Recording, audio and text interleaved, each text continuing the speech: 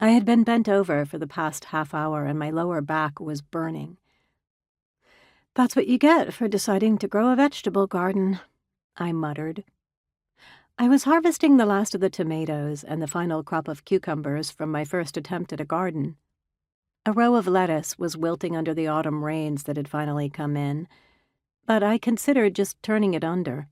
It wasn't that I didn't like lettuce, but I had been eating salad every day during the summer. I was tired of it, and I didn't feel the least bit healthier. Not to mention, the rains that had come early had practically pounded it into the ground. I was lucky the tomatoes and cucumbers were still in good shape, but this would be the last crop. I paused, pivoting my gaze to the mystic wood. The trees felt volatile today. I could sense their reluctance toward sharing their space with humans. I wasn't sure where the sudden anger had flared from, but for some reason the forest that abutted the back of my yard had been grizzled lately. And that was the best way I could put it. The woodland was filled with magical creatures, not all of whom were friendly. In fact, very few of those I had met so far seemed to care for humankind, or witchblood for that matter. The forest itself was a hive mind, forming an entity stronger and bigger than the mere flora and fauna that made up its body.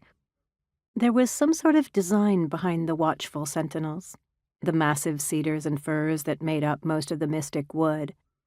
In the past week or so, whatever intelligence lurking within the wood hadn't been happy. As I stretched my arms wide and yawned, I caught sight of an owl sitting in one of the trees near my garden. It gazed at me for a moment, and I stared back at it. Then, with a soft hoot, it took wing and flew off. As it left, a rush of feeling exposed and vulnerable washed over me. Knowing better than to just brush it off, I picked up my basket of produce and headed for the gate leading to Killian's house, hoping that whatever was wrong would pass.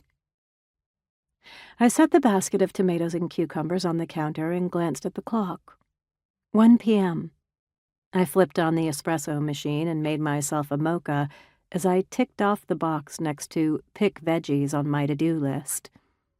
I had taken the week off from work so I could have plenty of time to move back into my house.